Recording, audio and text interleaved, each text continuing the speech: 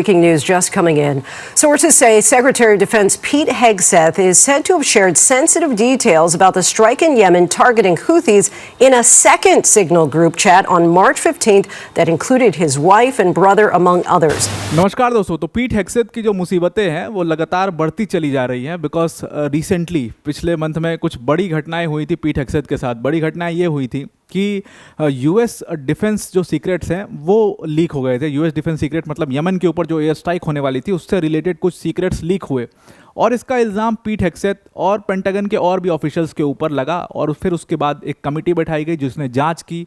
बहुत सारे लोगों को भी आपने देखा कि बहुत सारे लोगों को पेंटागन से हटाया भी गया और वो पूरा वीडियो वायरल हुआ जहाँ पर डैन कार्डवेल जो हैं वो बाहर जा रहे हैं और फिर वो नारे लग रहे हैं कि मतलब किस तरीके से यूएस के सीक्रेट्स ये लोग लीक करते हैं, किस तरीके से यूएस के सीक्रेट्स को बेचा गया है। दुनिया भर के आरोप और प्रत्यारोप लगते रहे और इन सब के केंद्र में रहे पीट हेग्सेथ, क्योंकि कहा गया कि पीट हेग्सेथ की गलती की वजह से ये सारे जो सीक्रेट्स हैं वो लीक हुए हैं और पीट हेग्सेथ इसमें मेन व्यक्ति हैं और इनको हटा देना चाहिए।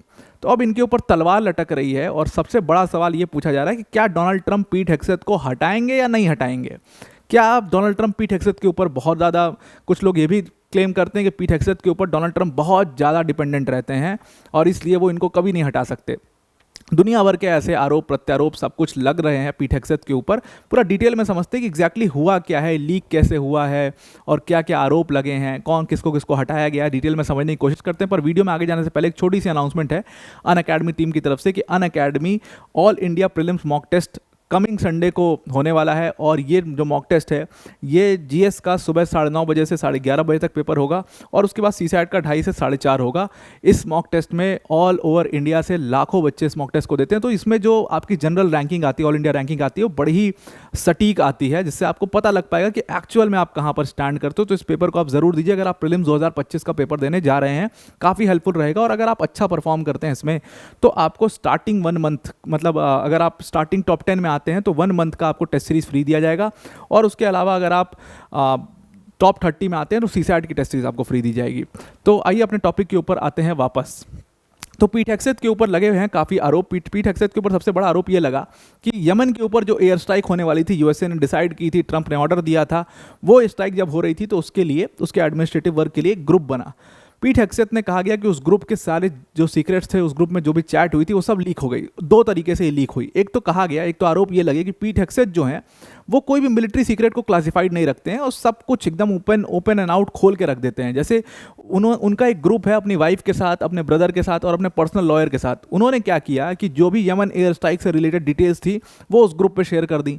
तो मतलब उनकी वाइफ को, उनके लॉयर को, उनके भाई को, उन सबको ये बात पता थी कि कुछ ऐसा चल रहा है जहाँ पर ये प्लानिंग चल रही है कि पीट हेग्सेथ जो हैं और उस प्लानिंग में इन्वॉल्व हैं, जेडी वांस उस प्लानिंग में इन्वॉल्व हैं और ये लोग यमन के ऊपर, उनके इंपॉर्टेंट इंफ्रास्ट्रक्चर के ऊपर एयर स्ट्राइक करने वाले हैं।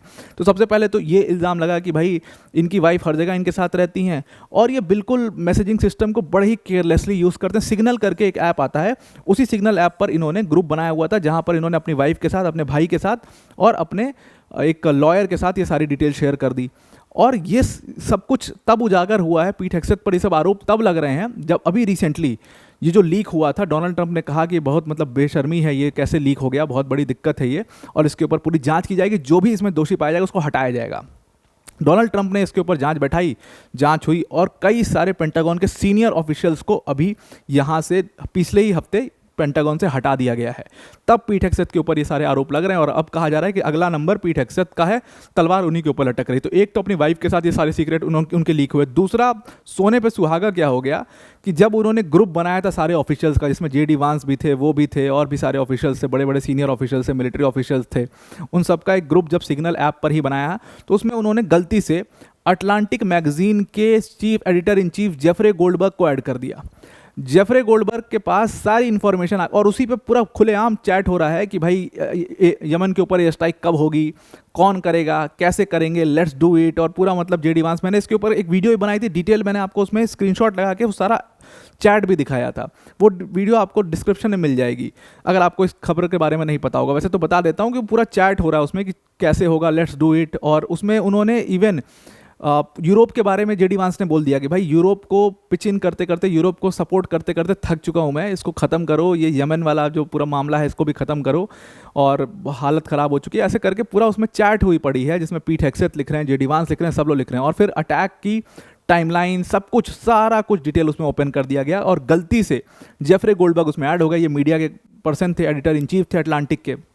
अगर ये चाहते तो देन एंड देयर उस इन्फॉर्मेशन को मिसयूज़ कर सकते थे, या इनकी जगह अगर कोई और व्यक्ति होता तो वो देन एंड देयर उस पूरी इन्फॉर्मेशन को मिसयूज़ कर सकता था, लेकिन इन्होंने मैच्योरिटी दिखाई, इन्होंने कुछ भी नहीं किया उसको।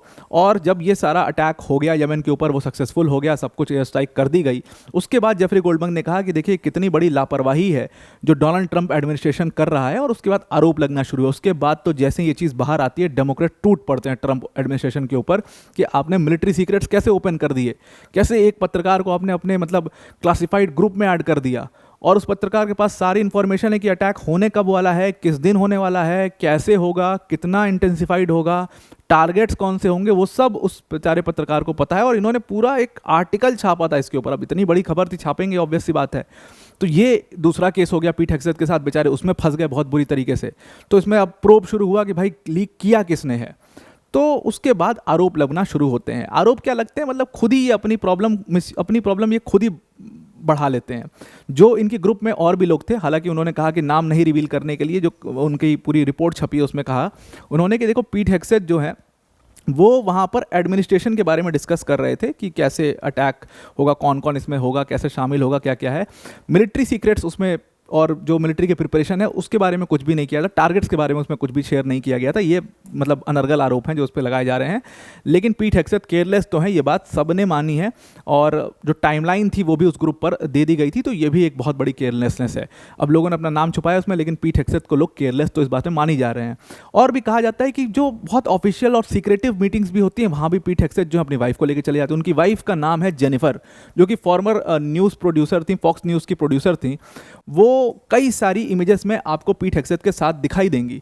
पीट हेग्सेथ कई सारे फॉरेन मिलिट्री काउंटर पार्ट्स के साथ में मीटिंग कर रहे हैं और उनकी वाइफ पीछे बैठी। जैसे एक खुद ये इमेज पेंटागन ने पोस्ट की अपने सोशल मीडिया हैंडल पर, जहां पर एक ब्रिटिश काउंटर पार्ट से पीट हेग्सेथ बातचीत कर रहे हैं और जस्ट उसके पीछे उनकी वाइफ जेनिफर बैठी हुई हैं। तो ऑब्वियस ही बात है, जब आप किसी सिविलियन को इतने इंपॉर्टेंट मीटिंग्स में, इतनी सीक्रेटिव मीटिंग्स में लेकर के जाओगे, तो चांसेस लीक होने के डिटेल्स बहुत ज़्यादा रहेंगे। एक्सेस कैसे मिल रहा है, जहां पर ये मीटिंग्स हो रही है वहां तक एक्सेस कैसे सिविलियंस को मिल रहा है, ये सारे सवाल डेमोक्रेट्स ने दागे हैं पीट हेग्सेथ के ऊपर। पीट हेग्सेथ के भाई का भी खुला वो है कि उनका भाई जो है, जो होमलैंड सिक्योरिटी में काम करते हैं, उनको भी सब कुछ पता रहता है कि पेंटागन में क्या चल रहा है, कैसे चल रहा है, क्या हो रहा है, सब कुछ पीट हेग्सेथ पूरा शेयर करते रहते हैं। तो क्रिटिसिज्म डेमोक्रेटिक्स ने शुरू किया। उन्होंने कहा कि पीट हेग्सेथ को ये नौकरी के लायक नहीं है, उनको रिज़ाइन कर देना चाहिए, उनको निकाल देना चाहिए। कुछ लोगों ने तो यहाँ तक भी कहा, जैसे शक चक शमर जैसे लोगों ने तो ये तक भी कहा, ये तो काफ़ी क्रिटिसाइज़ करते हैं, और सेनेट के मतलब वैसे लीडर हैं जो बहुत ही ज़्यादा मतलब डिस्पाइस करते हैं ट्रंप से।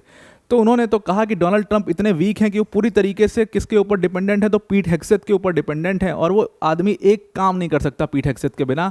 तो इसलिए वो पीट हेग्सेथ को कभी नहीं निकालेंगे, वो हमेशा उनको ले करके चलेंगे, वो हमेशा उनके साथ रहेंगे, वो हमेशा उनको ले करके चलेंगे। वो इतने वीक हैं कि वो पीट हेग्सेथ को निकाल ही नहीं सकते हैं।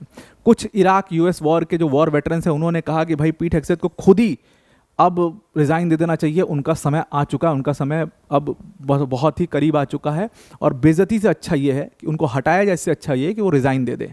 तो सवाल खड़ा होता है कि क्या पीट हेग्सेथ रिज़ाइन देंगे, और क्या अब अगला नंबर उन्हीं का है। तो अगर इसको आप देखो तो पेंटागन में जो उनके सबसे करीबी थे डैन कार्डवेल, जिनके बारे में मैं स्टार्टिंग में आपको बता रहा था, सबसे करीबी एडवाइजर्स में से एक थे हेग्सेथ के। हालांकि वो इस चीज़ में बहुत इन्वॉल्व नहीं थे, या कार्डवेल उतने भी सीनियर नहीं है जितना उनको प्रोजेक्ट किया जा रहा है कि पीट हेग्सेथ की एकदम करीबी है, राइट हैंड है, वैसा कुछ। लेकिन कार्डवेल को पेंटागन से हटा दिया गया फिलहाल, और माना गया कि जो इंटरनल लीक हुआ उसमें इनका बहुत बड़ा, डैन कार्डवेल का बहुत बड़ा हाथ था। कहा गया अब कार्डवेल के बाद जो व्यक्ति का ओपन एंड शट केस है कि मैं सब दुनिया जानते हैं कि पीट हेग्सेथ ने ही लीक किया ये सब कुछ, पीट हेग्सेथ से ही गलती से लीक हो गया क्योंकि वो इतने केयरलेस हैं, तो पीट हेग्सेथ को तो हटाना ही चाहिए इसमें से।